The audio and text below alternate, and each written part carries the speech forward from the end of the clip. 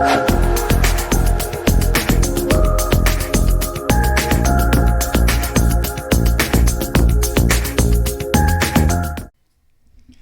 folks, welcome to CyberSecurity Awareness TV, episode 380, recorded January 8th, 2022.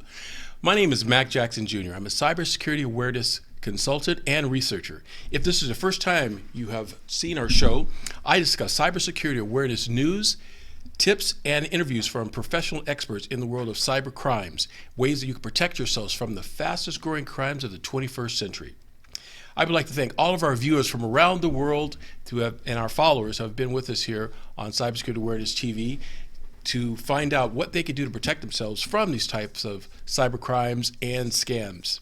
If you'd like to find out more about my show and my business, you can go to my website at macjacksonjr.com. That's macjacksonjr.com. And remember to share, like, and subscribe. We're also on the Roku network at WWDBTV.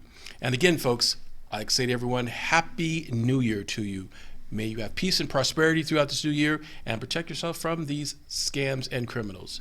In today's episode, we're going to talk about, in our cybersecurity news segment, cybersecurity experts like myself and others talk about our predictions for 2022 and what's ahead and what we can do to protect ourselves. I will then, in our second segment, talk about ransomware, which is one of the biggest types of cyber crimes that are affecting every aspect of our lives and our businesses for 2022, these attacks. And of course, we always, like we do every week, we talk about tips and what you can do to protect yourselves in our weekly tips on cybersecurity protection. In our first segment, folks, cybersecurity experts have predicted what's going on in 2022, what we should look forward to, and what has happened in 2021 and previous years. It is getting very extreme out there what hackers are doing in how they're trying to compromise our computer systems and change basically our way of life. In this segment, we have tackled several cybersecurity predictions for 2022, and we have researched the security experts what they think will be the next steps and what waves will happen within cyber attacks and what we can do to protect ourselves. We all agree that ransomware will continue to be a significant part of our lives and individuals for data breaches, and it will happen quite often. We will also agree that cybersecurity awareness and cyber crimes will continue to grow and be a concern of all businesses globally as well. With the multitude of cybersecurity breaches, with data breaches affecting industries, the concerns of ransomware has affected corporations and individuals. Experts have insisted that these long range of mindsets of users by hackers will continue to be a way of getting your precious information and your data by locking up your systems and getting it in a way that you cannot have access to your data until you pay this ransom to these attackers. This is a billion, and some experts say even $1 trillion industry of bad guys looking to acquire your data and information. Some of these hackers have set up ways that if you don't pay the data back, they'll lock up your system and sell your data to other hackers as well. Here's a clip that I would like to show you from CBS News discussing one of the biggest cyber attacks that have happened now recently, and it has to do with the Log4j. Log4j is a software application that lots of companies are using to check out who has been in our system and track logs of security within different information systems. We'll get into that a little bit later, but I'd like to take a look at this video. Here's the clip. We want to share some urgent warnings about a potential security issue on the internet that could affect hundreds of millions of people. It involves a piece of code called Log4j used by companies you interact with, like Amazon, Apple, Twitter, and even the popular video game Minecraft. Sean Henry is president of services and chief security officer at CrowdStrike, a top cybersecurity firm. He's a former FBI executive assistant director. Good morning to you. We appreciate you being here.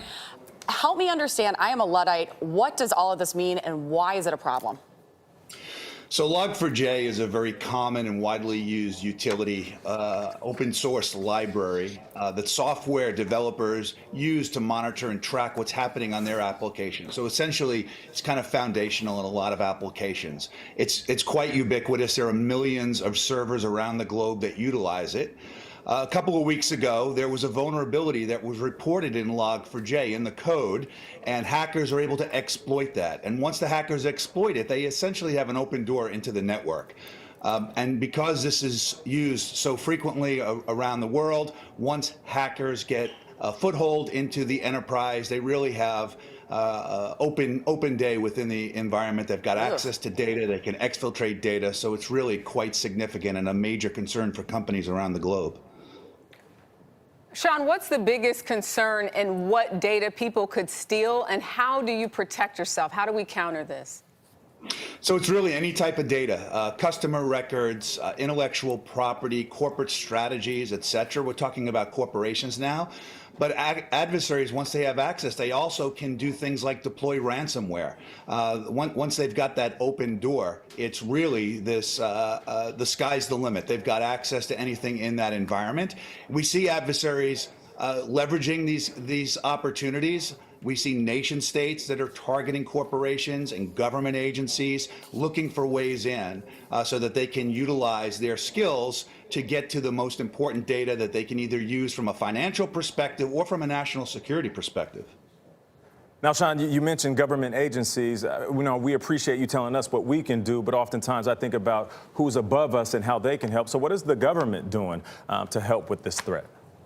Yeah, the government is fully engaged in this. CISA is the federal government agency as part of DHS that oversees and looks for vulnerabilities. They work very cooperatively with the FBI and with NSA. We're working with CISA, as are other companies, through a joint cyber defense collaborative, sharing intelligence with them, letting them know what we're seeing in organizations' environments so that they can help to develop the protocols to overcome this vulnerability, Nate. You know, I know there's been supply chain issues when it comes to electronics, and how does that play into the cyber attack situation? Yeah, the supply chain is something we're very, very concerned about as we look forward into 2022. Essentially, anybody that you do business with, vendors, contractors, subcontractors that might be targeted are a potential ingress into your environment. So we see adversaries targeting companies and using that as a leverage to get access into other companies they might not have access to. We also see adversaries targeting software so that they can, by infiltrating companies, exploiting data when people and companies download and update their software. In some cases, they're actually downloading these backdoors into their environment. So the adversaries have become incredibly creative. They're very, very sophisticated. They're spending a lot of time, money, and effort to gain access to these networks because of the incredible data that they've got. The value of that information is so important to them. Sean, like many of our viewers, I have kids at home. I have 17, 15, and 11, and they use every social media platform. They are in the digital space, purchasing things all of the time, and I'm usually a little bit hesitant to give them my credit card or allow them to do things. So what should I be telling my kids, and what can the viewer be telling their family members that are using the internet like we all are? Yeah, in these cases that we're talking about with Log4j, these are really issues that need to be addressed by the corporations that are building the applications. But as a user, as a consumer, it's really important to understand not to click on emails, on links within emails or open attachments in emails from somebody that's untrusted. People are getting ads and unusual emails from folks that sometimes contain malware. You've got to be alert to unusual changes in your credit card. The consumer needs to be aware that adversaries are targeting them on a regular basis because of the value of the type of information that they've got access to, Nate. Sean Henry, this information is so valuable. Thank you so much for joining us. The Log4j vulnerability, folks, is a concern for all organizations, and we should and we must stay vigilant and stay secure with cybersecurity awareness. Make sure all of our employees are trained. And to continue with this, here's another clip I'd like to show you from CNBC regarding cybersecurity predictions for 2022. Here's this clip. Well, tonight, cybersecurity. And unfortunately, 2021 was a banner year for ransomware gangs who extorted millions upon millions of dollars from American companies. And we saw alarming cyber attacks launched by shadowy, state-sponsored hackers linked to Russia and China. CNBC's senior Washington correspondent Eamon Javers has been covering the growing war on cybercrime all year. So, Eamon, what can we expect to see next?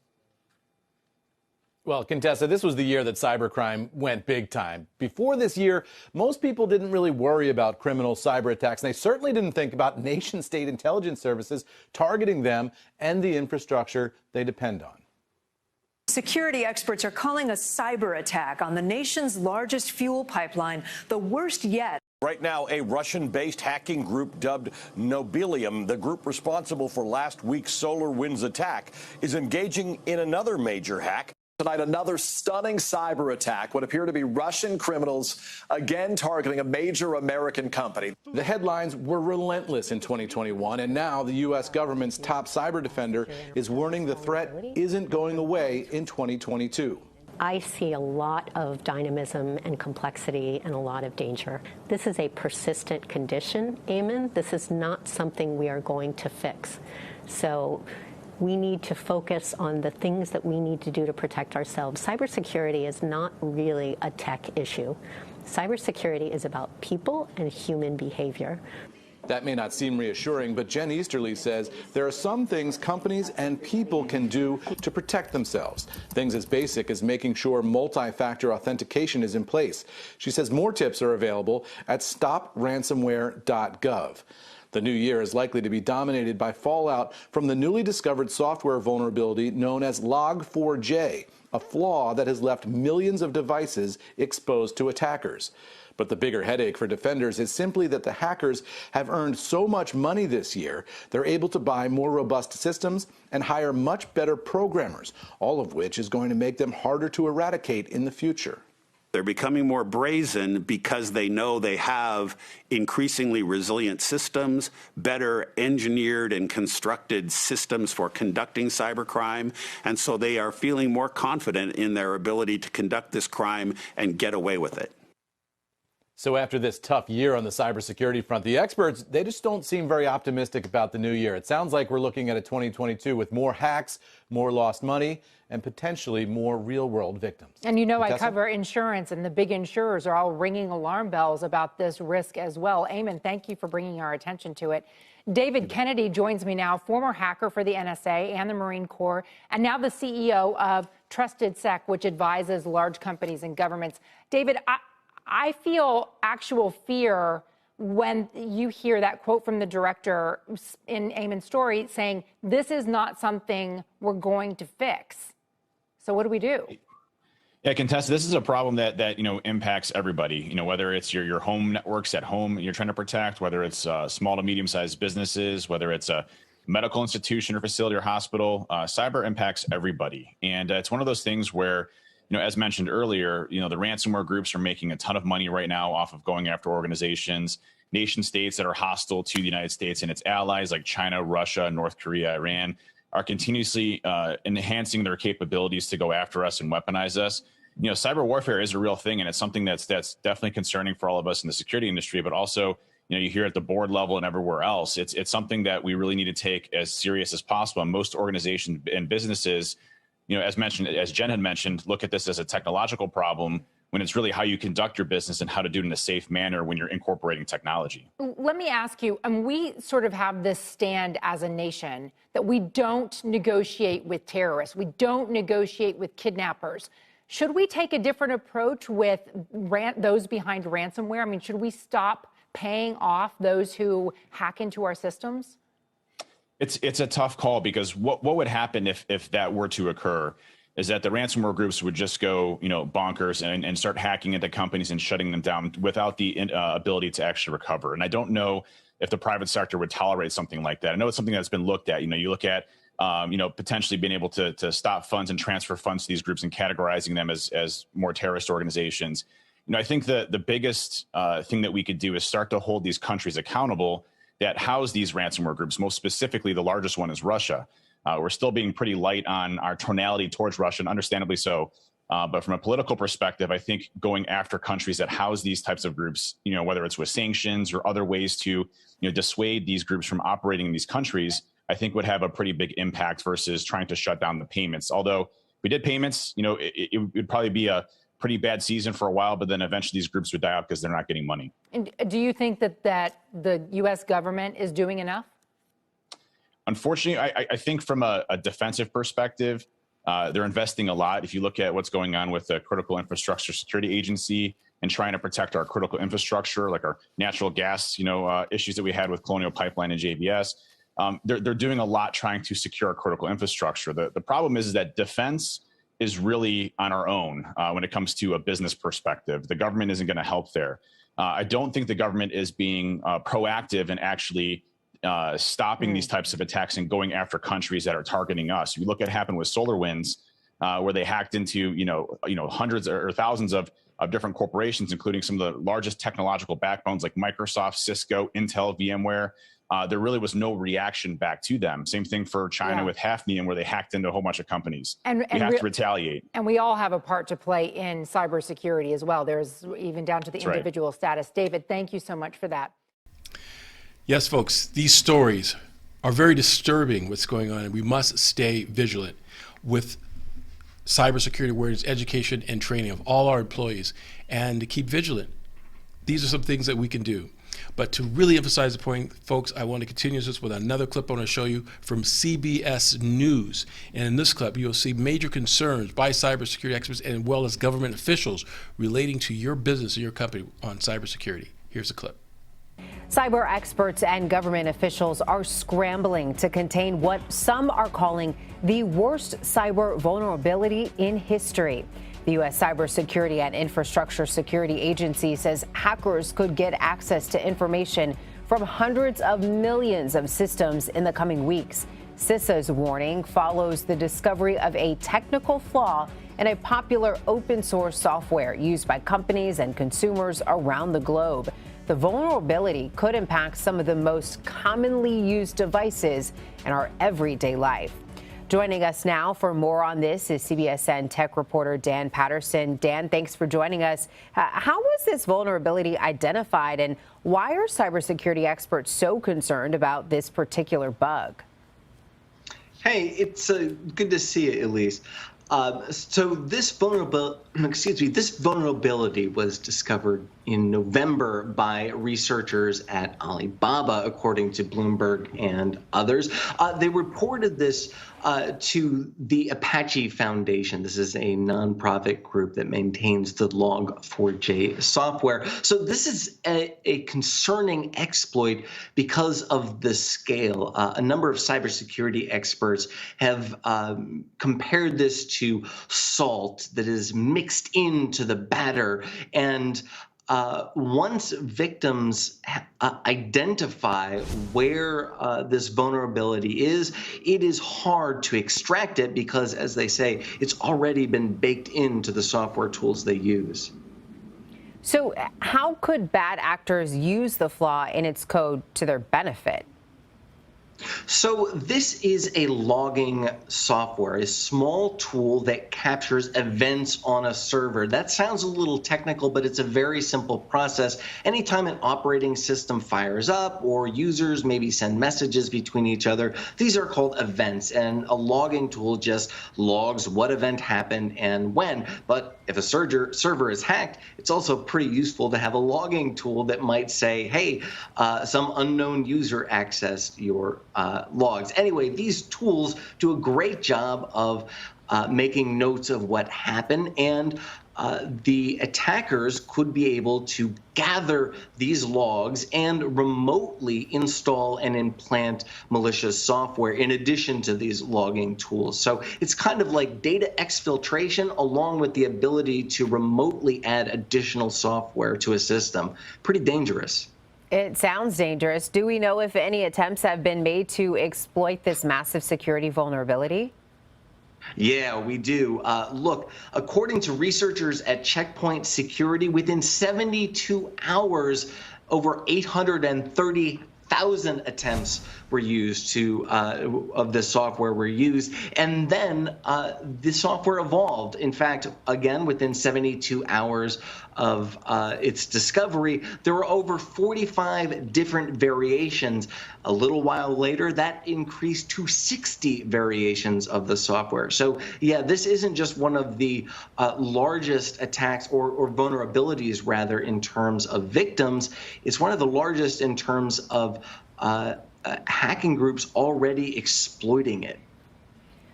Dan, what steps are being taken to patch the affected software? Well, the first thing is that, like we discussed a moment ago, organizations, companies need to figure out if they have been compromised by this or if they use that software. So they need to figure out a good path to upgrade. For small companies, this might be fairly fast and cost effective. For others, it could be next to impossible because that vulnerability is so deeply baked into the software that they use every day. But the real damage of this will really only be known with time as companies try to figure out ways around this and hackers use the vulnerability all day, every day. Dan Patterson, great to see you as always. Thank you. Great to see you. Cyber threats, folks, like we said before, are major concerns globally and worldwide. Our best defense against a cyber attack is through the education of our employees with cybersecurity awareness training. Our workforce must understand their responsibility and their duty in protecting the infrastructure of our data. And there's a lot going on. And to really emphasize this, I have a final clip I'd like to show you from News 9 concerning cybersecurity awareness and what's been going on. Here's a clip. Cyber criminals have our government services in their crosshairs as attacks on digital infrastructure rise around the world. News 9's Barry Mangold talked with a Metro expert on cyberspace to see what's being done to keep our data safe. There are millions of cyber attacks every day in the United States. In the first 2 months of 2021, the state government of Oklahoma stopped trillions of online threats. One expert tells me these attacks will likely only go up in the next year. As the world becomes more digitized, in the last 2 years, we've more than tripled the number of cyber attacks that have happened. The same goes for threats against our privacy and personal information. Cybersecurity expert Teresa Rule says hackers are using new ways to steal individual identities, including using the names of newborns to apply for credit cards. We're finding that children are being exploited before they're even out of diapers. I mean, their social security numbers are. So if you're a parent, you should be aware that your child may be victimized by cybercrime. Online hackers can also take down city departments, sometimes for ransom. The city of Tulsa was briefly sent back to using pen and paper after a cyber attack in May. The same happened last year in Okemah. I would say Oklahoma is typical of a lot of states in the Midwest that have dated infrastructure. We're still running Windows 7. We're still using old equipment. Rule says simple practices can help, like backing up your computer, changing your passwords regularly, also using longer passphrases instead of simple words, and keeping all of your hardware and software updated. With convenience comes some expectations of responsibility. And we all need to learn to be responsible cyber citizens. You can check the News 9 app for more tips on preventing cyber attacks. That link also includes a form you can use to report any online crime to the FBI. Barry Mangold, Oklahoma's own News 9. Folks, these clips have been very disturbing and alarming to all of us, and they should be. But we can fight back, and we have been for centuries when it comes to thieves and scammers. The good always outweigh the bad, and we always must believe in abundance over scarcity. And I recommend to all of us out there, make sure that we have our training in cybersecurity awareness to protect ourselves and protect our infrastructure and our data. Folks, remember this, #StayCyberWoke. We'll be back after these messages. According to the FBI, 97% of retailers have been hacked by cyber attacks. 97%. Train your staff on the new red flag rules to mitigate identity theft. Plus, protect your customers and employee data and develop an identity theft prevention policy for your business. Learn how to detect and report a cyber attack to your customers and protect your company's image from a cyber attack. Identity theft is the fastest growing crime of the 21st century, but there is something you can do. Contact MJ Computer Concepts at 702-868-0808. Don't become a statistic. Call MJ Computer Concepts at 702-868-0808.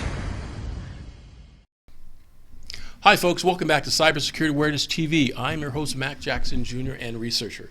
In this segment, we're talking about Ransomware 2022. Folks, ransomware, if you haven't heard about ransomware is malware. It is more than just a virus. It is a program that sneaks upon your computer systems, including your laptops, desktops, tablets, and smartphones, folks. That's right, smartphones as well, from hackers and cyber criminals worldwide.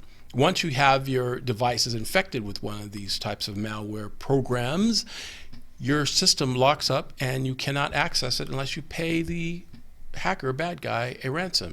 And usually this is paid within Bitcoin. And there is a message on your screen with the 800 number. You call that number, give them the code, and they will give you your password to have your data back as long as you pay. Totally extortion, folks, and it's illegal. It's happening worldwide at a high level. We've seen several cases of this in 2021. Some of the major cyber attacks that are going on in 2021, including the Colonial Pipeline on the East Coast, where there were thousands upon thousands of customers not having access to gas because the pipeline was shut down by this ransomware cyber attack, whereas the owner of the pipeline had to pay a ransom. However, our law enforcement agencies were on top of it and were able to redress this and get the monies back to Colonial Pipeline and other companies that had ransom attacks. But folks, this is a rarity that has happened. A lot of the cases, folks, that these hackers are making millions and millions of dollars from these type of attacks because companies are paying this information, paying the actual ransom for the data. One of the biggest ransomware attacks, again, besides just Colonial Pipeline, has affected the healthcare industry, where healthcare hospitals were set with ransomware, and the healthcare workers could not get access to patients' records, healthcare records, set up appointments, what type of drugs they're using. Doctors could not even provide adequate treatment for their actual patients from this. And yes, folks, we're talking healthcare industry, and there has been recorded incidents of people dying. We can say that they were killed because of this ransomware attack, not being able to access their healthcare information. So folks, this is very disturbing and troubling out there in our society, and we must do something about it. Now, government officials and law enforcement absolutely are on top of it, but as far as individuals, we can do something about it as well. Information that you have learned on our show here at Cybersecurity Awareness TV, you should tell other people about it as well and get the message out that we must stay vigilant, informed, and stay cyber woke on these types of incidents that affect all of us. Cyber hackers will not give up. They're making tons of money from this. They're also being sponsored, unfortunately, by nation states as well. Nation states have denied that they are a part of it, and those nation states know who they are, have denied that they have anything to do with these cyber attacks, but evidence is shown from law enforcement that these nation states have been a part of these types of cyber attacks. But folks, our U.S. teams of law enforcement and military are fighting back as well, doing offensive measures and offensive measures to counteract these cyber attacks. But individually, as individual folks in your home, there's things that you can do too. We've always heard of making backups of your systems, absolutely. But you need to have a plan, folks. You need to have a plan in place for all of your data in case there's something that happens. We call it business continuity, something that you have written down and gone over with your family and with your people in your business as well, what to do if there is a cyber attack that affects your organization. These are things that we always recommend that you are aware of, folks. In our next segment, we will talk about what you can do to protect yourselves individually like we do every week. We'll give you a few tips as well. But folks, we can fight this, and we can be by being vigilant. Stay cyber woke, folks. We'll be back after these messages. Hi, folks. I would like to welcome Ben Bowie from MyNiceTie.com as one of our newest sponsors for CyberSecurity Awareness TV. At MyNiceTie.com, they provide and are committed to providing classy neckties for the business community. At MyNiceTie.com, their motto is wise up, suit up, and stand up. You can find nice ties like the one I'm wearing now at MyNiceTies.com. Hi, folks. Welcome back to CyberSecurity Awareness TV. I'm your host, Mac Jackson Jr., cybersecurity awareness expert and researcher. In this segment, we talk about cybersecurity tips that you can do to protect yourselves from scammers and hackers that are out there. So, folks, as we always say on this show, the basic thing we can do is have a secure password. I know I've gotten lots of emails from you guys and messages that emails can be, from passwords that is, can be annoying, trying to change them and update them every 90 days or so. But yes, folks, you need to change your password and update it. But folks, I want you to think beyond just the password. 2022, you think of a passphrase, folks. I've been saying this for years, but it is a passphrase. And as you can see in the previous videos here we've had in this episode, experts are also stating that passphrases are the best ways to protect yourselves over a password. Because, folks, a single word in the hacking world, there is a database that is automatically updated of every type of password possibility that is out there. And it's a huge database. And bad guys utilize this particular database to find a possible password that you have on your particular application. That's right. So by having a passphrase, which is a simple English sentence that you can change with upper and lowercase characters, special characters as well, and change some of the phonetics of some certain words within the phrase, makes it harder for the bad guys to interpret. Cybersecurity experts say it could take years for hackers to figure out your password by utilizing a passphrase over a password. So these are just some suggestions I suggest to you. And folks, more importantly, what you could do right now is what I just told you is you can tell someone else about it as well. We need to spread this word and spread the news of how to protect ourselves from these type of hacking attacks. The second thing, folks, is when you're online on the internet, that's right, folks, you're online with your Wi-Fi. You're online with your Wi-Fi and you're not sure about the router that you're going to be using from a location, you make sure that you have a passphrase utilizing it to access that router. Or better yet, if you have a device that you want to set up at your home using IoT, Internet of Things, a security device or some sort of music device or an alarm system, have a singular separate router in your network. And the reason why you want to isolate it, we call it the DMZ. Okay, the DMZ, we call it in the cybersecurity industry. You're separating your access to the internet from other parts of your organization. So if there's something going wrong with one, it doesn't affect the overall aspect of your security systems within your household or your business. Have a separate router and have these other devices that you may not know how secure they are, third-party vendors, connected to that singular router. That's one of the other advices I'll give to you folks. The other is fake emails. We all have to have practice on what is fake in emails. Okay, so we've been talking about this on my show and other cybersecurity experts for years on how to protect yourselves from fake emails that are coming, making sure that if you get an email from somebody that you do not know, do not click on a link, right? Because in an email, we see the graphics. We understand it's email form. It may be from your bank or someone posing to be your bank manager showing you this great deal on a car loan. Please click here. Could be fake. But I can tell you something that's even scarier, folks. Yes, I say this scary even as a cybersecurity expert. Hackers are now using our smartphones because they're low-hanging fruit. People don't realize it. Now people are texting messages from businesses to each other.